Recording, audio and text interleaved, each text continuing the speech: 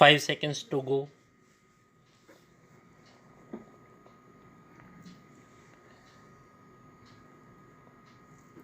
Start.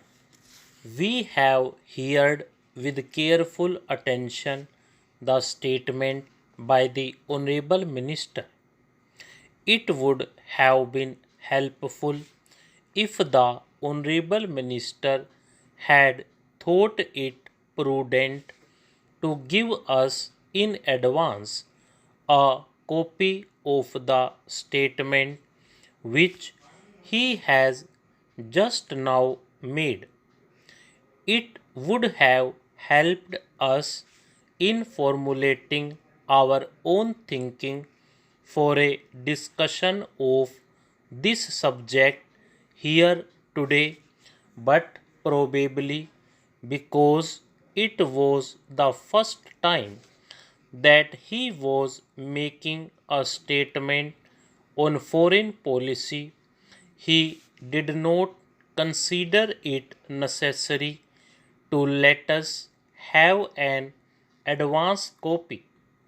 But in future, when the Honorable Minister make such statements, I would through you request him to let us have an advance copy to help us.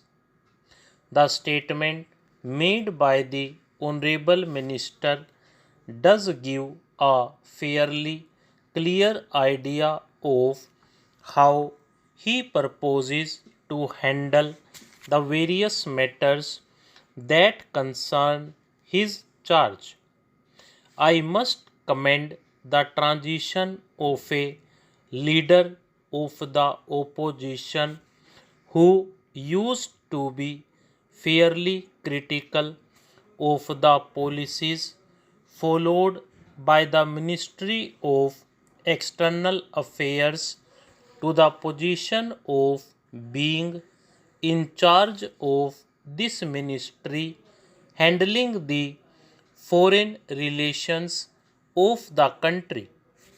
I sometimes feel a little jealous of the Honorable Minister because though he may be facing complex and delicate problems in handling our relations with foreign countries, as far as this House is concerned, he would normally get our generous cooperation and support. This has been a historical fact that over the last 50 years, generally, this Honorable House has extended its fullest support and cooperation to the government in its functioning and handling of the relations of this country. I consider this to be natural because foreign relations are, in a sense, projection of the self interest of the country. Surely, by a change of government, the interests of the country do not change. And so we are happy that the new government has given this House and the country an assurance that they will pursue the policies that have been the bedrock of the foreign relations of country. There are certain basic fundamental principles which have gone into the formulation of our foreign policy. It is, in a sense, a development of the national movement of the country, of the struggle for freedom. I may point out that it has been this country's endeavor all along to support the freedom movement of various countries in the world of people from colonial rule. Sir, it has been the practice that we have always thrown our weight against discrimination on the basis either of color or religion anywhere in the world. We have also emphasized very often that we cannot be silent spectators when majority communities in the countries are oppressed and ruled by racial minorities. Southern Africa is an area which continues to draw our attention and concern. In Southern Africa, whether it is Rhodesia or South Africa or Southwest Africa, we find that the majority of the people of the countries are ruled by a small minority in the interests of the minority and not in the interests of the majority of the people. Our entire foreign policy, as I have said, is based on our ideological commitment and is an extension of India's struggle for freedom and national liberation.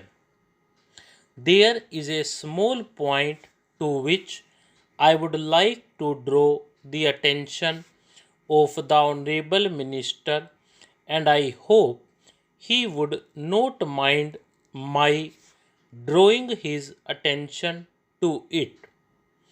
I do it only because it appears in the report of the Ministry of External Affairs, though I was a little surprised.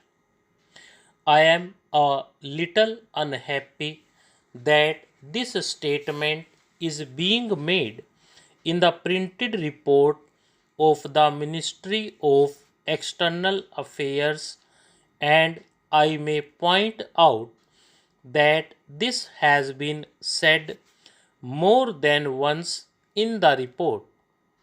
Why this was emphasized and what does it imply?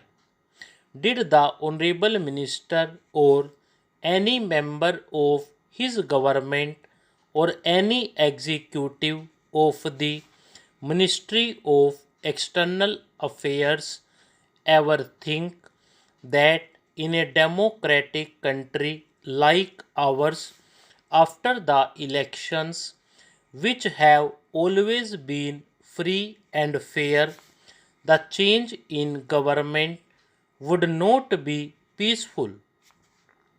Did he have any doubt about it?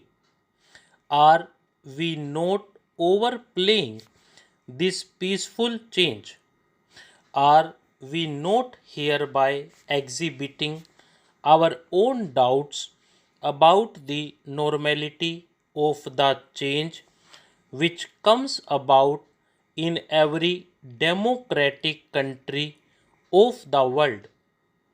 Apart from a brief and unfortunate 2 year lull, and here I am referring to the earlier period, there has always been normal democratic functioning in our country. If the elections had not been held or had not been free and fair, and the change of government not normal, the Honorable Minister would not have been the Minister of External Affairs. In any case, I do not think we should give too much importance, at least in our various printed reports about the so called peaceful change. What we say on our political platforms outside is different. Surely we do not want certificates from foreign countries about how we conduct our government and our institutions. You will kindly excuse this and take appropriate steps in this direction. Stop.